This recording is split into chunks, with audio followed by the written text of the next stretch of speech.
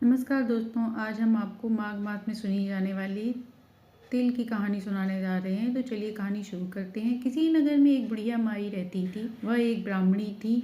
वह नित्य नियम से माघ स्नान करती, पर वह कभी भी अन्न व तिल का दान नहीं करती थी। उनके घर के आसपास के लोग उन्हें दान करने के लिए कहते तो वह कहती कि ये सब दिखावा होता है। यह कहकर मना कर देती। धीरे धीरे समय व्यतीत होने लगा और वह बूढ़ी होने लगी। एक बार वह माघ मास में स्नान पूजन कर रही थी। यह सब करने से उनका शरीर दुर्बल हो गया। भगवान सोच रहे थे कि इसने माघ स्नान कर अपना जीवन तो धन्य कर लिया, अब इसे बैकुंठ तो मिल जाएगा, परंतु इसने कभी भी अन्न व तिल का दान नहीं दिया।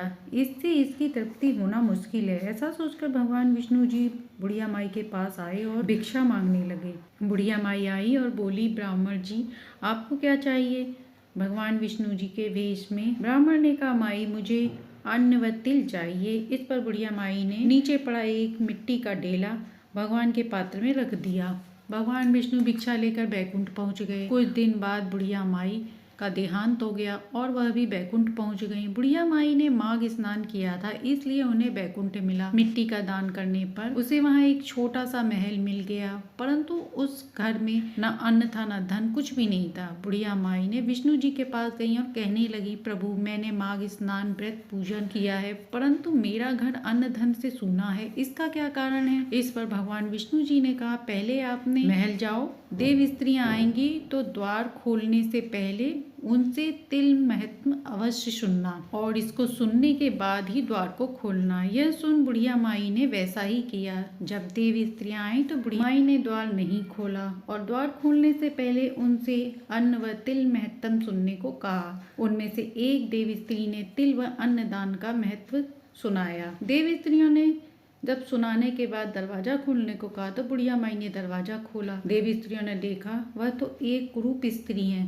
बुढ़िया माई ने अन्न व तिल का दान कहे अनुसार किया। इसके बाद वह सुंदर व रूपवती हो गई। उनका घर अन्न धन से भर गया। अतः व्यक्ति तिल व अन्न दान माघ मास के महीने में अवश्य करना चाहिए। पौराणिक कथा के अनुसार भगवान विष्णु जी की प्रिय होने के कारण तिल को इस बात का अभिमान हो गया। इस बात से नाराज होकर धर्म जी ने उन्हें श्राप दे दिया। श्रापित होने के कारण तिल का रंग श्वेत और काला पड़ गया। इससे वह दुखी होकर तिल ने भगवान विष्णु की आराधना की। वह विष्णु जी की आराधना करने पर तिल फिर से गौर वर्ण की हो गई। भगवान ने तिल को आशीर्वाद दिया कि जो भी व्यक्ति माघ मास में तिल अर्पण करेगा उसे बैकुंठ की प्राप्ति होगी। इसलिए माघ मास में तिल अर्पण करना विशेष फलदायी होता है। तिल को यमराज जी के श्राप से भी मुक्ति मिल गई। इसके बाद विष्णु जी की कृपा से काला तिल धर्मराज जी को भी पसंद आ गया। इसलिए धर्मराज जी की पूजा में काला तिल अर्पण किया जाता है।